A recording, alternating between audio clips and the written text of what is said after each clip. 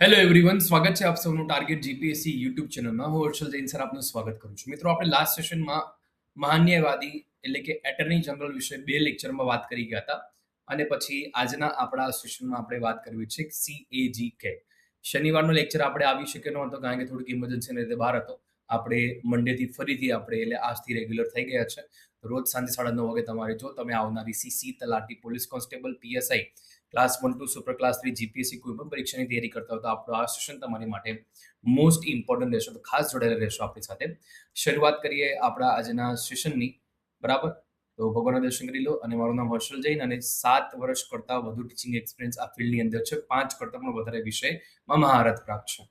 સાથે ક્લિયર કરેલી એક્ઝામિનેશનનું અહીંયા લિસ્ટ લખેલું છે, જેમાં નીચે CCE પ્રિલિમ્સ અને મેઇન્સ બંને મેં ક્લિયર મેઇન્સ છે એ આપી છે, પ્રિલિમ્સ ક્લિયર કરી છે, મેઇન્સમાં એપિયર થવા મળ્યું છે મને.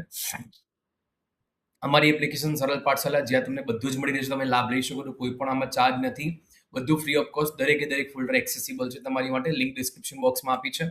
જે કોઈ પણ મિત્રોને ડાઉટ, ક્વેરી, ક્વેશ્ચન હોય તેમના માટે અમે ફેનકોલ એપ્લિકેશન ડેવલપ કરાવી છે, જેમાં તમને વિડીયો કોલ થકી તમારા તમામ ડાઉટ, મૂંઝવણ છે તે અમે સોલ્વ કરાવે છે. ડાઉનલોડ તમે કરી શકો, લિંક ડિસ્ક્રિપ્શન બોક્સમાં છે. 9:30 વાગે સાંજે ભાઈ તમારી માટે રોજ લેક્ચર આવશે અને અમારી ટેલિગ્રામ ચેનલ હર્ષલ જૈન જીપીએસસીમાં તમારે જોડાઈ જવાનું છે, જેની લિંક તમને ડિસ્ક્રિપ્શન બોક્સમાં આપી છે. એક તો આપણે મહાન્યાયવાદી એટલે કે એટર્ની જનરલની વાત કરી ગયા હતા અને એના પહેલા આપણે ઉપરાષ્ટ્રપતિની વાત કરી ગયા હતા. છેલ્લે મેં તમને કહ્યું હતું, પ્રથમ એટર્ની જનરલ શીતલવાડ છે, હાલના કયા છે, અને સોલિસિટર જનરલ કોણ છે અત્યારના હાલના, એની પણ આપણે વાત કરી ગયા હતા. સોલિસિટર જનરલનું જે પદ છે, શું બંધારણીય પદ છે ખરા? તમારે કોમેન્ટમાં કહેવાનું છે, કમેન્ટમાં કહેજો. બીજા અન્ય જેટલા પણ પોઈન્ટ ઓફ વ્યૂ મેં તમને કરાવડાવ્યા એ બધા જ પોઈન્ટ ઓફ વ્યૂ એક્ઝામ માટે મોસ્ટ ઇમ્પોર્ટન્ટ હતા. હવે આપણે જઈ રહ્યા છે કેગમાં. કેગનું ફૂલ ફોર્મ થાય છે કમ્ટ્રોલર ઓડિટર જનરલ ઓફ ઇન્ડિયા. બરાબર, આનું ગુજરાતી જો કહીએ આપણે તો ભાઈ ભારતીય મહાનિયંત્રક અને લેખા પરીક્ષક. આવડું મોટું આનું જે છે ગુજરાતી થતું હોય છે. બરાબર છે. હા, તો આ વસ્તુ છે કેગ છે, આપણે યાદ રાખવાનું શોર્ટ ફોર્મમાં. ક્યારેક કરીને ક્યાંક કદાચ કોઈક હોય ને સાહેબ એવું પૂછી લે ઇંગ્લિશમાં ફૂલ ફોર્મ, તો આપણને પછી આવડવું જોઈએ વખતે લોચા ના પડે. બરાબર, ભારતના નિયંત્રક અને મહાલેખા પરીક્ષકની આપણે અત્યારે વાત કરવા જઈ રહ્યા છે. અનુચ્છેદ, બરાબર, અનુચ્છેદ 148 અનુસાર 148 નંબરનો અનુચ્છેદ છે, જેમાં આપણે ભાઈ કેગ છે એની વ્યવસ્થાની વાત કરવા, મતલબ કે કેગ રહેશે ભારત દેશની અંદર. બરાબર, comptroller auditor general of India Bharat દેશની અંદર એક પદ એવું રહેશે. જેમ રાષ્ટ્રપતિનું પદ રહેશે, ઉપરાષ્ટ્રપતિનું પદ રહેશે, જેમ કેગનું પણ રહેશે. દેશની સંપૂર્ણ નાણાકીય વ્યવસ્થાના સંરક્ષક જો કોઈ હોય ને, તો એ છે ભાઈ આપણા કેગ. કમ્પ્લીટ ફિનાન્શિયલ જે સિસ્ટમ છે આપણી દેશની, એના સંરક્ષક છે. લોકોના ધનના સંરક્ષક છે. જો આ બીજું એક અહીંયા નામ મળ્યું છે, લોકોના ધનના સંરક્ષક કેગ છે. કેગને લોક લેખા સમિતિ, પબ્લિક એકાઉન્ટ્સ કમિટી છે, PAC, એના આંખ અને કાન કયા છે? PAC ના આંખ અને કાન કયા છે? કોને? કેગને. યાદ રાખીશું, આ બધા જે પણ બિરુદો છે, જે પણ વાતો છે, કોને કહેવામાં આવે છે, એ વસ્તુ આપણને ખ્યાલ હોવી જોઈએ. ચાલો, આટલી સ્લાઇડ બધાને ક્લિયર છે? એક વાર જોઈ લો ફટાફટ. ભારતના મહાન નિયંત્રક અને મહાલેખા પરીક્ષક છે.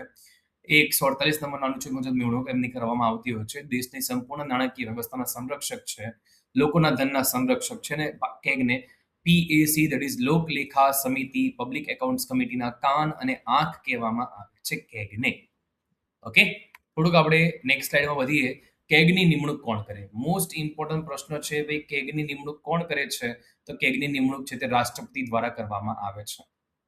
બરાબર, કેગની જે નિમણૂક છે એ પ્રેસિડેન્ટજી દ્વારા કરવામાં આવતી હોય છે. તો યાદ રાખીશું આપણે પરીક્ષા માટે, મોસ્ટ ઇમ્પોર્ટન્ટ ચર્ચા છે. કેન્દ્ર અને રાજ્ય બંને સ્થળ ઉપર આ મહાનુભાવ નિયંત્રણ રાખે અને કેન્દ્ર અને રાજ્ય સરકારના હિસાબની ચકાસણી, દેટ ઇઝ ઓડિટ, કરે છે. કેગની નિમણૂક રાષ્ટ્રપતિ કરતા હોય તો કેગ કોને જવાબદાર હોવો જોઈએ? આમ જોવા જઈએ તો રાષ્ટ્રપતિને જવાબદાર હોવો જોઈએ ને, બટ અહીં એવું નથી. કેગ માત્ર સંસદને જવાબદાર છે. જો અહીંયા છે, અહીંયા બસ આવી બધી નાની વાતો છે જેના પર આપણે ફોકસ કરવાનું છે. ભાઈ કેગ કોને જવાબદાર, શું છે શું નહીં. ભાઈ કેગ માત્ર ને માત્ર સંસદને જવાબદાર હોય છે ભાઈ.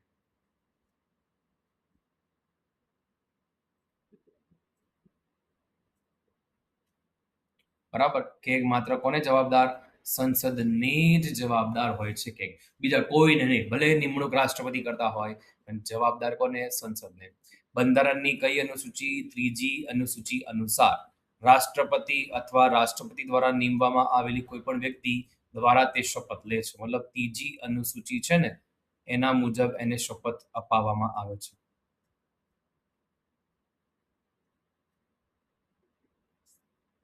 યાદ રાખીશું આ બધી વસ્તુઓ એક્ઝામ માટે ઇમ્પોર્ટન્ટ છે. ચલો આ સ્લાઇડ બધાને ક્લિયર છે. આ તમારી સેકન્ડ સ્લાઇડ મેં તમને ક્લિયર કરાવડાવી. હવે જે થર્ડ સ્લાઇડ છે એની આપણે ચર્ચા કરવી છે. હવે કેગનો કાર્યકાળ શું છે? બરાબર, કે કેગ કેટલા વર્ષ સુધી કાર્ય કરી શકે?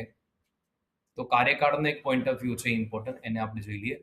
6 વર્ષ અથવા 65 વર્ષ બંનેમાંથી જે વહેલું હોય ત્યાં સુધી રહે છે. સપોઝ કરો કોઈ વ્યક્તિ 61 વર્ષની ઉંમરે કેગ નિમાયા તો પછી એમને 65 વર્ષની નિવૃત્તિ લઈ લેવી પડે. એમાં 6 વર્ષ ના ચાલે. એટલા માટે 6 વર્ષ અથવા 65 વર્ષ બંનેમાંથી જે વહેલું હોય તે પ્રમાણે કેગનો કાર્યકાળ ગણાય છે. ત્યાં સુધી રહે છે, પછી કેગની નિવૃત્તિ થઈ જાય. આ ઉપરાંત રાષ્ટ્રપતિને ગમે ત્યારે રાજીનામું એ પોતે આપી શકે છે. નિવૃત્તિ પછી કેન્દ્ર સરકાર કે રાજ્ય સરકારના કોઈ પણ પદ ઉપર છે તે કાર્ય કરી શકે નહીં. કેગ ઉપર આ નિયંત્રણ છે. નિવૃત્ત થયેલા કેગની વાત છે અહીંયા.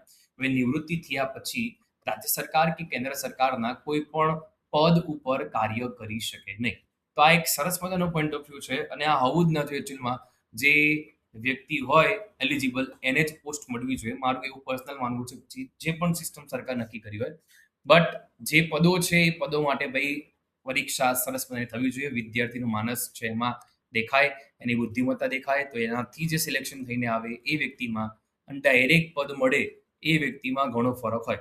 હા, આમની લાયકાતમાં તો કોઈ જોવા જેવું છે જ નહીં. કેગ છે એ બધાને તો ભાઈ એમની લાયકાતમાં જોવા જેવું કંઈ છે જ નહીં. ટોપ જ છે તો લાયકાતમાં તો એમાં કોઈ બેમ જ છે જ નહીં. ઓકે, ચલો આટલે સુધી બધાને ક્લિયર હોય તો આપણે આગળ વાત કરીએ નેક્સ્ટ પોઈન્ટ ઓફ વ્યૂમાં. ચાલો હવે અહીંયા રાજીનામું રાષ્ટ્રપતિને ગમે ત્યારે આપી શકે. નિવૃત્તિ પછી રાજ્ય સરકાર કે કેન્દ્ર સરકારના કોઈ પદ ઉપર બેસી ના શકે. હવે અનુચ્છેદની વાત કરીએ આપણે તો ભાઈ અનુચ્છેદ 151 મુજબ કેન્દ્ર અને રાજ્ય સરકારથી સંબંધિત રિપોર્ટ જે છે એ રાષ્ટ્રપતિને અને રાજ્યપાલને સોંપે છે. આ રિપોર્ટને સંસદ અને વિધાનસભામાં રજૂ કરાવે છે. કોણ? રાજ્યપાલને રાષ્ટ્રપતિ. સમજો અહીંયા કેગનો જે રિપોર્ટ છે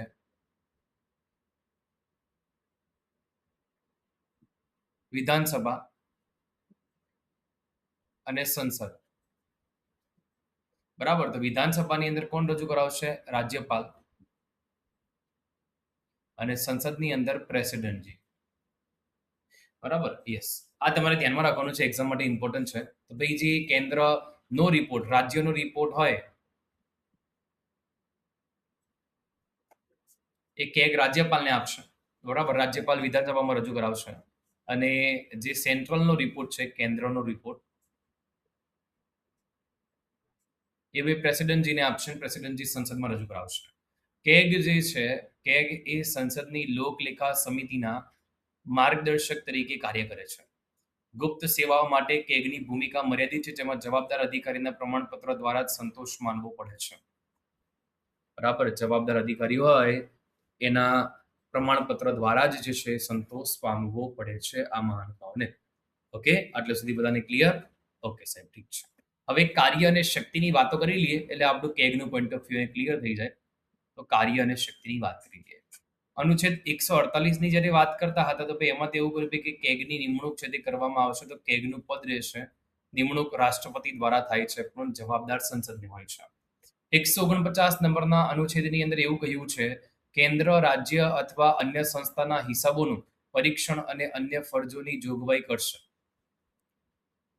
અનુચ્છેદ 150 શું કહે છે? કેન્દ્ર અને રાજ્ય નો હિસાબ કેગ ઠરાવે આવે તે નમૂના રાખવા. બરાબર, ભારતની ત્રણેય નિધિના હિસાબનું પરીક્ષણ કરે છે. બરાબર, ભારતની ત્રણેય નિધિના હિસાબોનું નિરીક્ષણ કરે છે. કોણ કરે છે? કેગ કરે છે. ધ્યાનમાં રાખજો. બરાબર, મોસ્ટ ઇમ્પોર્ટન્ટ છે આ વસ્તુ. ઠીક, હા. વાત કરીએ આપણે આગળ તરફ એમાં જ. જસ્ટ મિનિટ, આમાં આગળ કેમ કઈ નથી આવતું? ઓકે, આ લાસ્ટ સ્લાઇડ છે ભાઈ આપણી. તો અહીંયા આપણો કેગ નામનો ટોપિક જે છે એ પૂર્ણ થાય છે. મેં તમને અનુચ્છેદ 148, 49, 50 ને 51 બધા જ અનુચ્છેદોની માહિતી પણ મેં તમને આપી કાઢી, બરાબર. 149 આવી ગયું, 50 રાજ્યનો હિસાબ કેગ ઠરાવતી રીતે નમૂના રાખવાના, 50 આવી ગયું, 51 આના પહેલા આપણે ભણી ગયા, 51 ની અંદર જે વાત છે આ તમારે ખાસ ધ્યાનમાં રાખવાનું. ભાઈ કેન્દ્ર અને રાજ્ય સરકારથી સંબંધિત રિપોર્ટ છે તે રાષ્ટ્રપતિ અને રાજ્યપાલને સોંપે, કેગ જ આપે, અને આ રિપોર્ટને સંસદની વિધાનસભામાં રાષ્ટ્રપતિ અને રાજ્યપાલ જે છે એ અનુક્રમે રજૂ કરાવતા હોય છે.